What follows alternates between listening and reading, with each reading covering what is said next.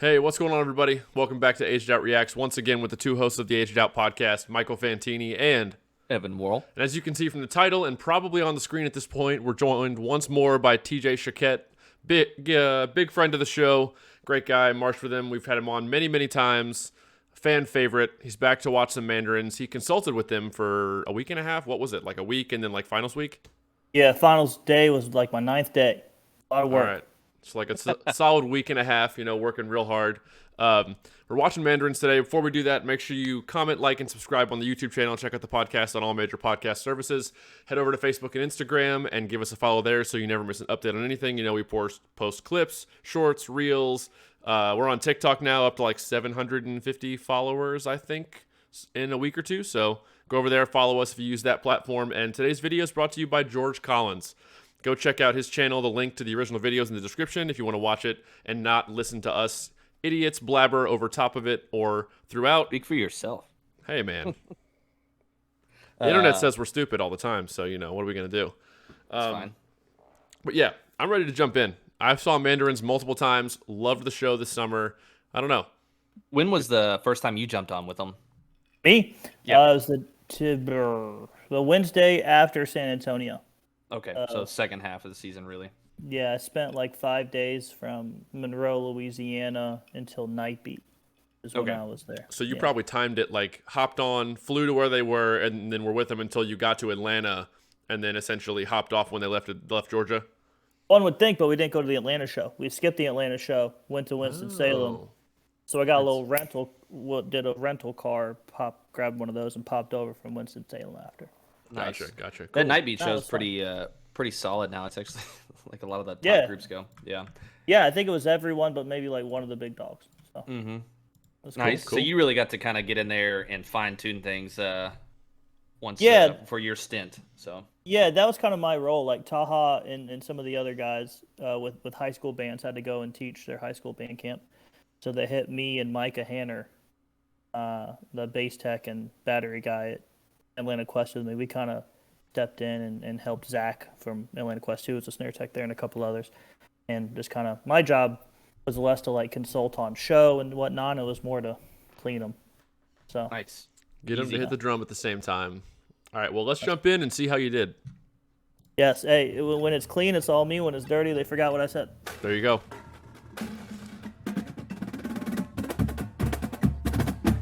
Good start. That's me, baby.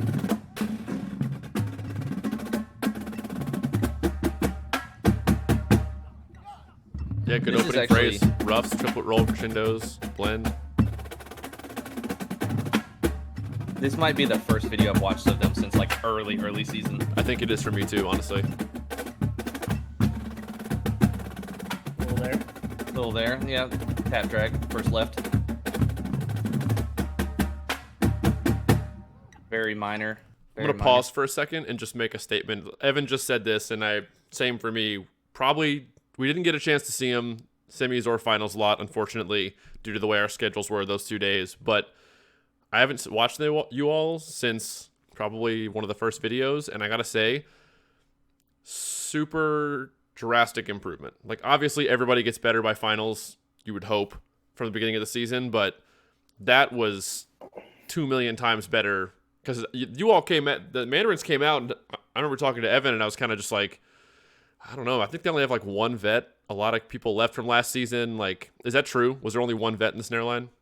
Yeah, there was one vet in the entire battery. And it's The entire battery? Snare. Yeah, entire battery. Now, I was actually going to talk about this, right? Is this group was so young and fairly inexperienced that they never really peaked, right? They're learning stuff, and they're getting better all the way until finals, right? Where groups, you got all the experienced kids. They're pretty good by mid-July, and then it's just marginal gains, right? But when you're like them and you're constantly doing it for the first time, there's like huge strides you can take as an individual, even in early August. It's going to contribute. So yeah, they had one vet in the snare line. That was it. 2 guys that marched Blue Stars before in the upper battery, and then like 1 kid that did Blue Nights on the bass line, and that was about it. So maybe like 4 or 5 dudes. Yeah. Really Super good. young. I mean, That makes it pretty green. that makes it even more impressive and a testament to not only the kids' work ethic and the staff in place. You know, Taha and friends and Ben Piles and all them. Like, that's crazy. I did not know it was one vet in the entire battery. That makes all of it make way more sense. So congratulations to everyone involved with this group after hearing just this first minute already. Let's go. Well done. Hope this next part is good for you.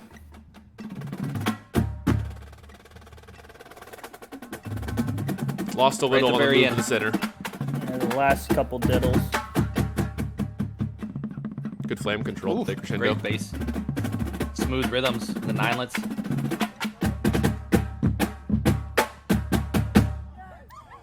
Good finish. Good finish. Yep.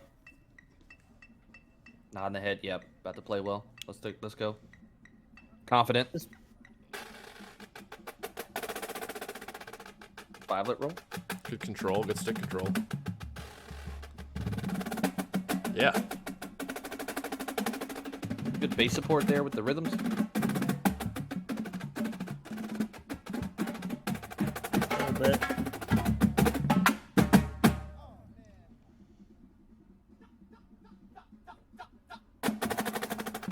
Yeah, I want to pause. That phrase we just listened to I'll rewind it a few seconds here in a sec, was a very vertically written phrase, as in, like, the snares and quads were just mirroring each other, and it didn't, the thickness wasn't heavy. There were some ticks in there and stuff on some of the one-count rolls, but, I mean, just good quad to snare blend throughout that whole phrase. A little Choquette shot stuff there at the end, but yeah, you're right. Pretty vertical. And I think, like, Taha tuned these snare drums up a lot higher than they have been over the last couple of years. I was going to ask. Yeah, it exposes the clarity. Like, when it really pops, I think it's cleaner than it has been the last few years because he was confident they could do it. So, like, if you watch early season videos, they're a little bit lower. And then the better they got, he's like, all right, let's get them. Well, I definitely, I remember Evan. saying that comment last year, too. And I remember when we were doing reaction videos talking about the tuning last year, like, felt like it was low. I just recall that, just hearing you say that, I was like, yeah, they definitely do sound up there. No, I definitely made that comment last year and the first part of this year. So it's good to hear that he was able to take them up. And I didn't know if it was just like a show sound decision because last year I thought they were pretty low most of the season. Yeah, me too. But you know, it's. A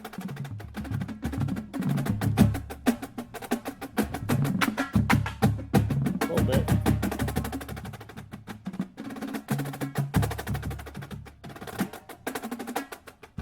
Some of those diddles right with the left-hand release. Yeah, the first one count edge to center was good. The second one, not everybody was ready for it. Bass edge work, yeah, solid. Tasty. Bass lines are so good these days. I know. Yeah, we did. I mean, they played like a really good Bugada 2 minutes ago, and we didn't even comment on it just because we're used to that shit being good. I did say good on the ninelet. We had that discussion with some people while we were in Indy this past weekend about just bass lines, and I feel like across the board, just like every group. Now, part of it could be I just don't know enough about bass lines, so all of it sounds pretty good for the most part all the time. But I feel like just like the average bass line in every drum corps, like top 12 drum line, is just good now. Yeah. Like they're all throwing down hand to hands and split singles and just like Bugadas, and it's wild. Bass drumming's come so far. Back in like 2010, you could just go on the top two, and everyone goes nuts. And now, I mean, high schools do that in warm-ups for fun. Yeah. Yep. So or on your bottom 4 and 5 drum at Coppell High School. Yeah. Also, hey, I want to take a chance here. I realized I've been missing a chance to comment on something very important in all drum videos, and it is grass quality. Because when I went back and I watched the Cadets video that we did, that grass was so good. And Fantini, it might be because I have bad grass and weed problems at my house. I have drainage. I had drainage issues. I had to pay a lot to get new drainage in there, and now I have to do new sod. And what is happening right now? I love good grass, Fantini. And when I went back and watched the Cadets video, I said, "You're an old man." Just a chance to talk about that grass. A Cavalier video came up. First thing I looked at, not the beats, the grass. So I do want to say this grass is like 8 out of 10 grass. I'm going to start doing this on every video. So this is an 8 out of 10 grass. We have the TJ's grass rating. Lot grass rating. I love grass. Quote of the video. Woo!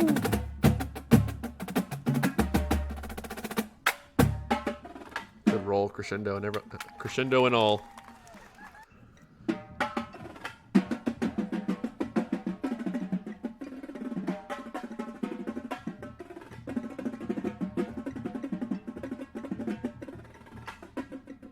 Was the snare line asleep for that whole thing?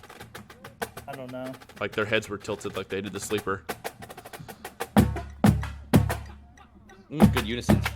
Bass. I like the interaction, the trade-off, quad to snare and those big notes. Yeah, that moment on a little bit there. Left That hand moment singles. ensemble is really cool too. Like full core. Yeah, it's cool. Like side to side. This show was awesome. This is one of I my loved favorite the shows show. this summer. Tasty. Nice little walking bass line. Let's go. Good little run. Just rip some good fours, and we're like, all right, whatever. We're used to it. We're It's in there, desensitized yeah. now. Better We're play good fours. desensitized. Dude, this lot drill's intense. Yeah, those quads. I mean, they're sprinting. Singles were almost in there. Yeah, a few little eighth note issues. I think it was a blend issue. Dude, the bass line underneath is just solid.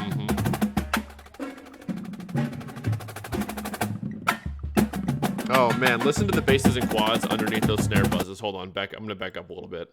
That was a really cool subsection interaction, that whole phrase.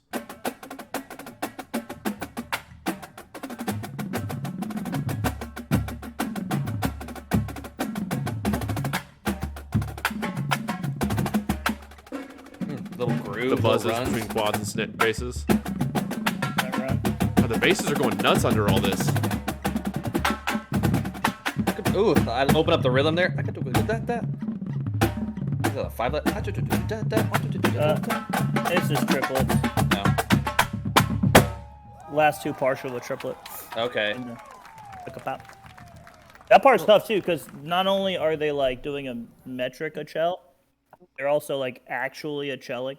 So that part's difficult. And that's like what was weird to me about Mandarins is like before I showed up, I watched some videos, whatever. You know, didn't seem like too much of it was like super hard, right? Because there's some books you see people play, you say, wow, like that's hard as hell. And some books appear hard, but are kind of easy. They're just like fast or diddly, which is kind of simple. With exception of like, you know, there's a few like 5/8 or 5/4, 7/4 stuff they do that's just like eighth notes and sixteenths, right? And it's just to keep the ensemble moving. But a lot of their stuff is like deceptively difficult. Like I would try to sight read it in my hands, and I'd be like, wow, like this is a lot trickier than it appears to be. Like constant meter changes, constant touch changes from buzz to diddle to single to this. A lot of dotted like 5/3 figures, like a diddle in there. So like a lot of it eventually becomes comfortable, but it's kind of goofy in the hands that like even me, a fairly mature watcher, like didn't even catch a lot of it before I showed up. So That's something we've warned people about on here about, oh, this group or that group is just playing really easy stuff, and then they only play something hard for the feature. And it's like, yeah, you're going to tone it down when you're behind the horn line just providing tempo and being the metronome. But look a little closer at some of that easier stuff. I know like people gave Cavaliers some stuff and some shit basically. Like they're not doing anything when it's not the feature, but it's like, we saw the sheet music. Like we literally, Evan and I saw the sheet music for some of that stuff, and it's like there's more going on there than meets the eye. So I think don't. it's also, well, yeah, like to tag off that. I think it's also like hard when, like as a snare drummer, like I focus on one instrument and you're not listening to the whole battery as far as like what's going on. It's like, oh, that snare part's easy. He's like, well, there's a lot more going on than just one section. So yeah, Yep, very much so. yeah. So it's kind of it's a sneaky hard book, and so I mean so much nuance that I didn't even know was there. So I had to teach it. you start getting people post the sheets after the season. Right. Yeah, give the sheets to the judge. I mean, if they want to talk This about is- content and man, critique it- a lot, just give them to the judge. Bro, that's a good call. That's what they're doing, like figure skating and stuff. They know what you're doing. True. Interesting idea. We'll talk about that more later. Open up.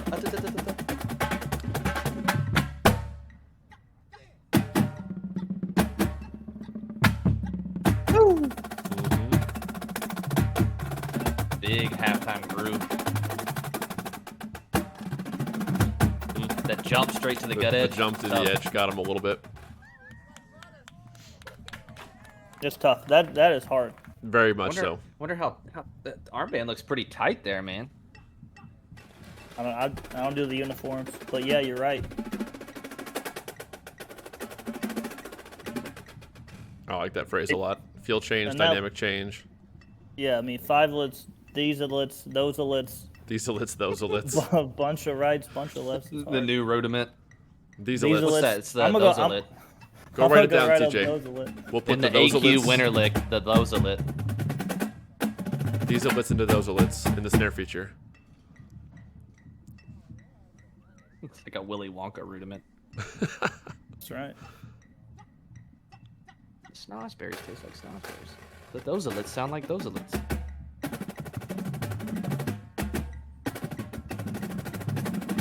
Little jelly roll.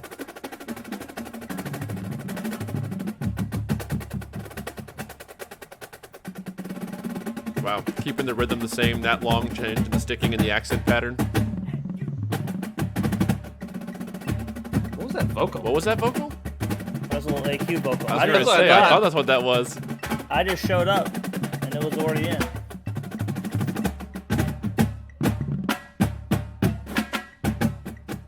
I love that.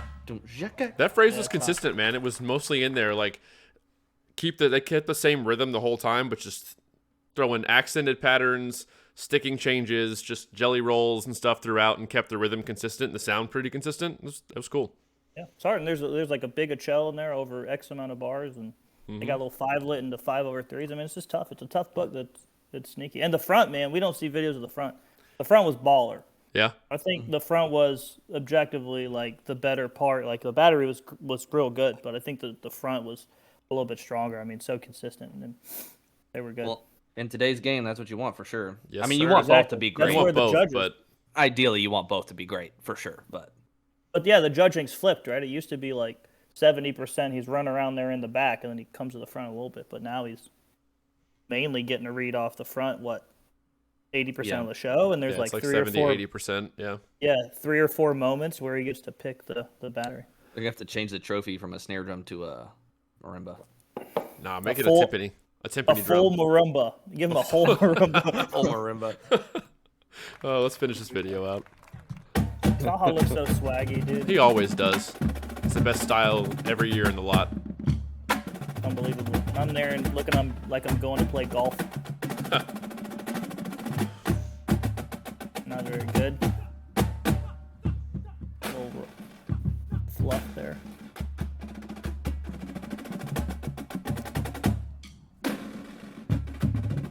Eye attack buzzes have to be like one of the most common things you can play.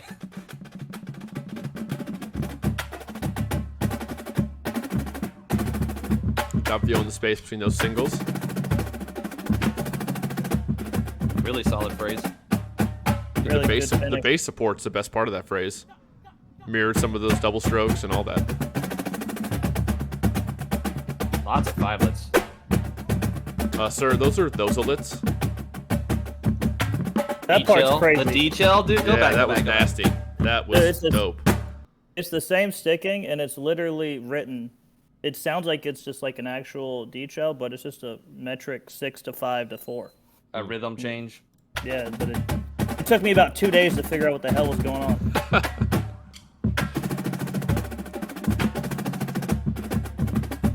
Good rough.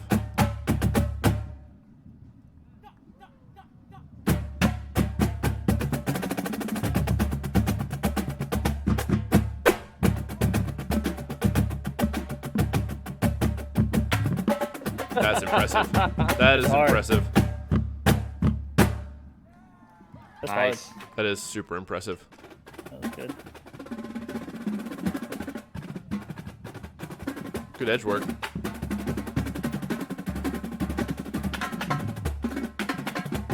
Ooh, I like that little in there.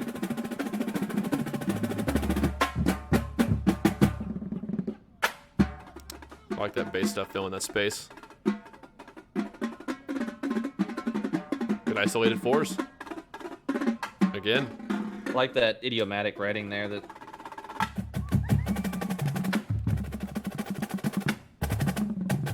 Yeah, the threes a little bit.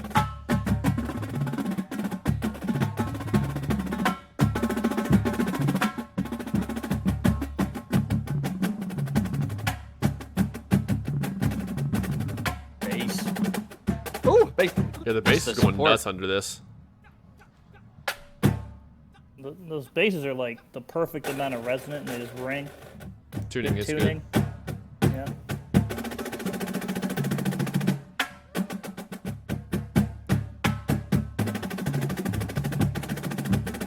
Woo! Nice. Nice. I think I was literally cheering on the video at the same time. The clean reaction with yourself. That's right.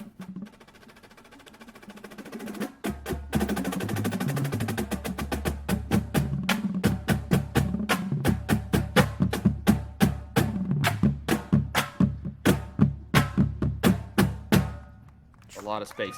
A lot of double stops. Dude, this double group stops. Double came. stops are hard. Double stops are very hard. This group came a long way, man. Yeah. That's impressive. From where they started, hearing about the inexperience and the greenness of the group on the aggregate, like that's wild. That was solid. Yeah, they work hard, man. Good group, and only Yeah. like 2 age outs, I think. So Hey, even better. I mean, yeah, full like that. disclosure, when we were surveying videos to do reactions early season, we were like, we're going to give this one time to percolate, just because we want to make sure we give everyone like a solid reaction, like just not harp on things the whole time. So really, really huge strides made over the course of the summer for them. So kudos to you guys and the kids. Yeah. Yeah. I dug it. I dig it. hey, good job, It's good job, man. stuff. I'm a big Mandarins guy, man. Go Mandarins. Any I of thought, them live near I thought Atlanta? you were a cadets guy, man. I thought you were a cadets guy. I can be both. I'm more Mandarins in the heart. Fair. Do Respect any it. of them live near Atlanta? Do any of One the kid. kids, those members and Mandarin's kids live near Atlanta? Christian, the right snare there, he's on Atlantic Quest, but Okay. no, they're all in like Washington and Texas and Cali and stuff.